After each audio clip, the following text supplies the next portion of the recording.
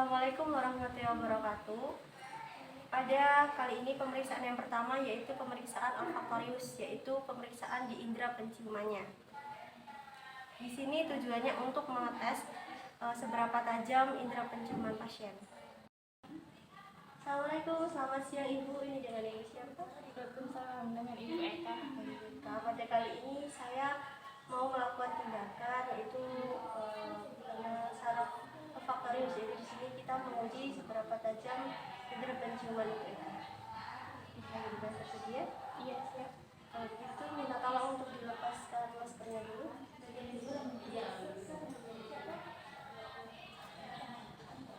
Apakah mbaknya lagi pilek? Tidak. Untuk yang pertama silahkan ditutup lubang hidungnya yang sebelah kanan. Tarik nafas, hembuskan. Sekarang coba matanya ditutup. Sekarang hirup, ini aroma apa? Kopi. Oke, baik. Bisa buka matanya. Untuk yang selanjutnya bisa tutup lubang hidungnya yang sebelah kiri. Terus matanya juga ditutup. Ini mau apa? Susu. Terima kasih atas partisipasi pemeriksaan kali ini. Selanjutnya pemeriksaan yang kedua yaitu nervus opticus yang terdiri dari pemeriksaan visual dan juga pemeriksaan lapang pandang. Sekarang kita akan melakukan pemeriksaan visual yang pertama. Kita harus berjarak 6 meter dari pasien. Kita meminta pasien untuk menutup mata sebelahnya. Bu, silakan menutup mata sebelah kiri terlebih dahulu dengan telapak tangan. Matanya tidak perlu dipejamkan. Kemudian tolong sebutkan berapa jari yang saya angkat. Sudah siap, Bu? Sudah. 1, 2, 4. Selanjutnya mata sebelah kanan ya, Bu. 1, 4, 3. Pemeriksaan yang selanjutnya pemeriksaan lapang pandang dilakukan meminta pasien untuk menutup satu mata. Tolong ditutup satu matanya dulu, mata sebelah kanan. Kemudian mata sebelah kiri dibuka.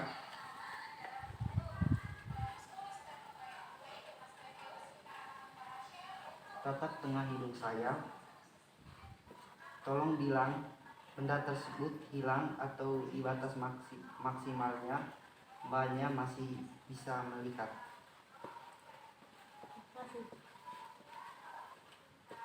Masih. Lakukan pada mata sebelahnya. Masih. Oke, terima kasih. Oke, untuk yang selanjutnya yaitu pemeriksaan nervus ketiga, 4, dan juga 6 untuk mengetahui gerakan bola mata dan juga refleks pupil. Baik, Bapak, saya minta tolong ya untuk mengikuti pergerakan arah untuk benda yang saya pegang.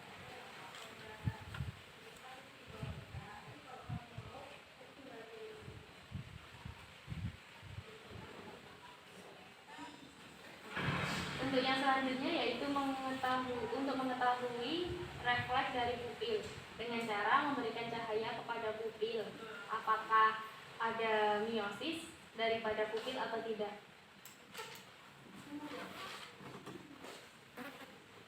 Oke, pupil mengecil, sebelahnya juga mengecil.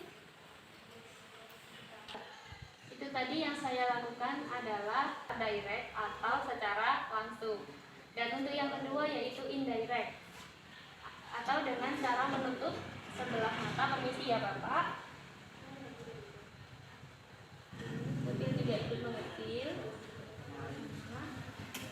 Untuk yang selanjutnya yaitu bagaimana cara untuk mengetahui daya akomodasi dari pupil sendiri. Ikuti gerakan arahnya lagi ya Pak.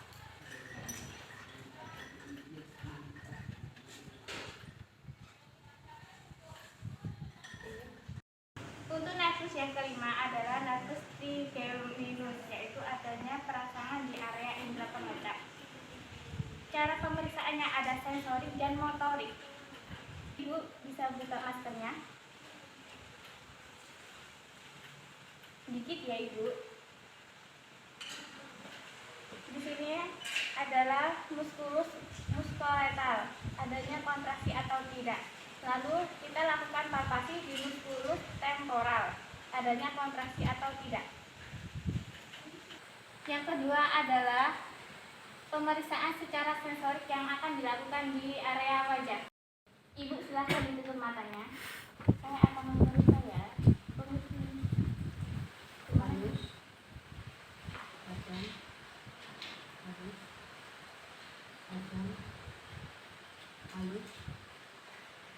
Untuk pemeriksaan yang ketiga, tolong dibuka matanya ya ibu. Permisi, saya akan memeriksa.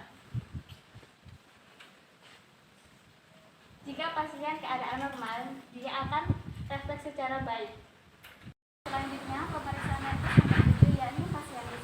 Di sini saya akan melakukan sistem motorik dan sensorik. Yang pertama, kita akan melakukan sistem motorik yakni mengetahui kesimetrisan wajah. Pada pemeriksaan motorik ini dimula-mula saya meminta untuk pasien menutup mata dengan kuat. Nah, di sini saya akan mencoba membuka. Nah, di sini diketahui bahwa otot pada kelopak mata pasien itu kuat. Selanjutnya, pasien diminta untuk membuka matanya, naikkan alis sampai mengkerutkan dahi. Nah, di sini diketahui, di sini bisa dilihat bahwa kesimetrisan antara kanan dan kiri. Selanjutnya, pemeriksaan sensoris pada nervus yang ketujuh yakni mengidentifikasi pasien untuk mengetahui apa yang dirasa pada lidahnya. Di sini Mbak ada berbagai macam rasa, manis, pahit, asam, dan asin. Nah, setelah ini saya akan meneteskan satu tetes saja dari berbagai rasa ini. Nanti Mbak bisa menunjuk apa yang dirasa pada lidahnya setelah dari setiap satu tetes tersebut. Dimohon untuk menjulurkan lidah selama pemeriksaan dan dimohon untuk tidak memasukkan lidahnya terlebih dahulu sebelum saya mengatakan selesai pemeriksaan.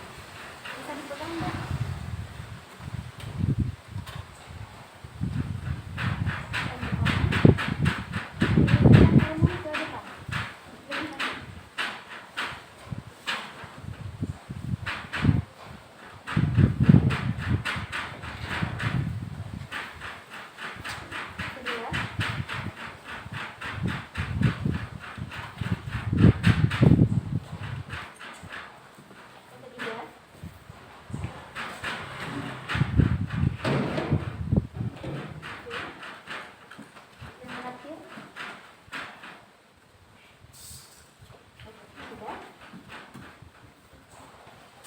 Di sini pada pemeriksaan sensoris ketujuh, yakni pada pemeriksaan sensorik nervus ketujuh normal, yakni identifikasi dari lidah pasien bisa menerima pada rasa setiap rasa.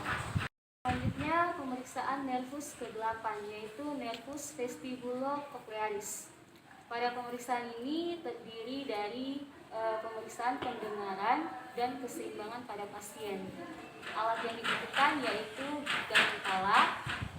Pada pemeriksaan ini juga terdiri dari 3 tes pemeriksaan pendengaran yang akan kita lakukan, yaitu tes yang pertama tes Weber, yang kedua Rinner, yang ketiga Swaba.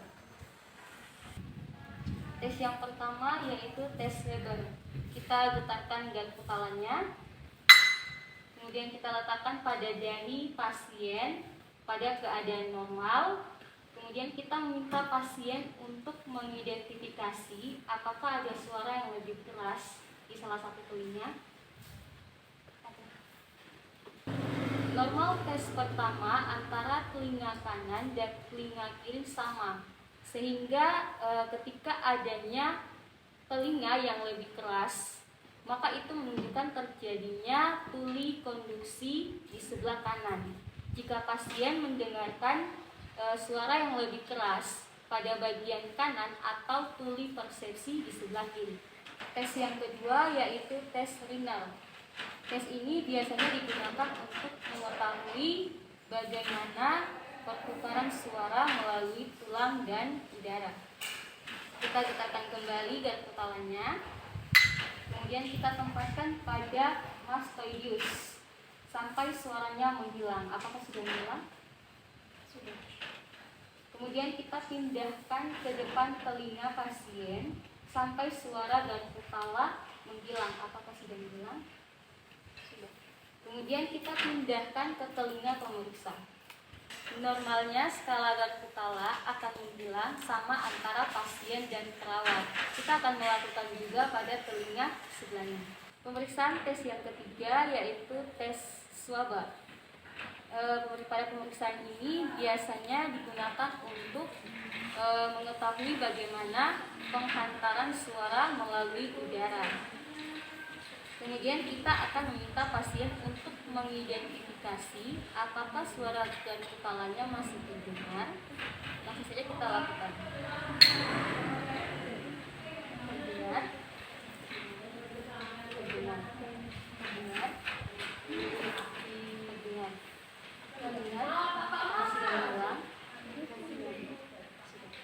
Selanjutnya ada pemeriksaan nervus glosofagus dan vagus.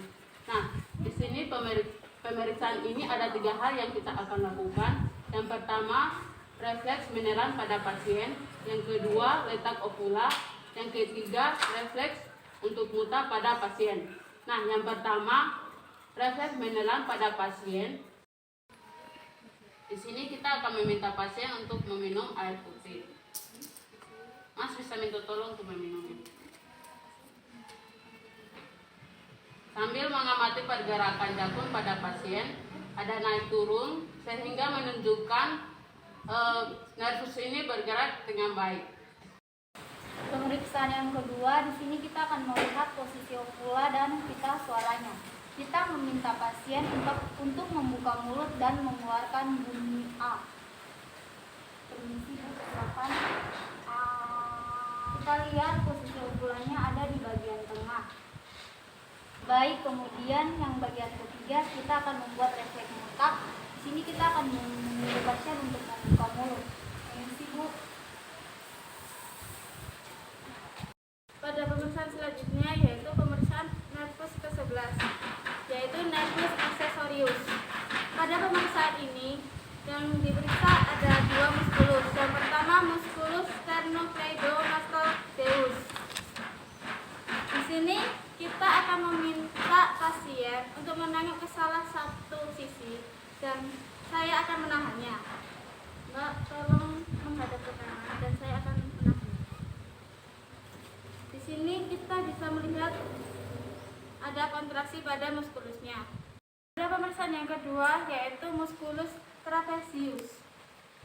Normalnya kondisi pada bahu kanan dan kiri itu simetris. Jika terjadi paralisis, maka bahu akan jatuh ke salah satu sisi.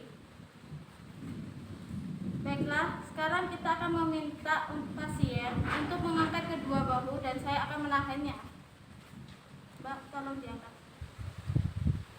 Baiklah, hasilnya pada pemeriksaan nervus accessorius normal.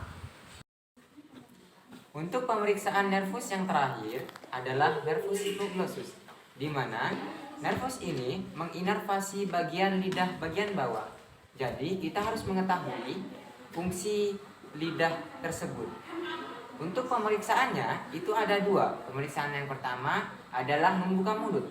Mas, coba buka mulutnya. Lebih besar lagi bukanya. Ketika lidah normal, maka lidah bagian dalam akan ada pada posisi tengah.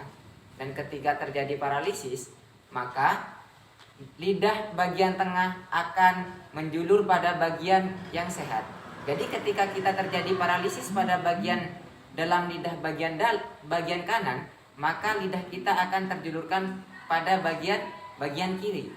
Untuk pemeriksaan yang kedua adalah menjulurkan lidah. Coba julurkan lidahnya, Mas. Kurang panjang. Ketika menjulurkan lidah seperti ini, ketika orang normal atau kondisi normal, maka lidah berposisi pada bagian tengah. Dan jikalau terjadi paralisis, maka akan mengikuti lokasi lesi. Jadi ketika terjadi lesi pada bagian kanan, maka lidah bagian luar akan mengarah ke bagian kanan dan sebaliknya.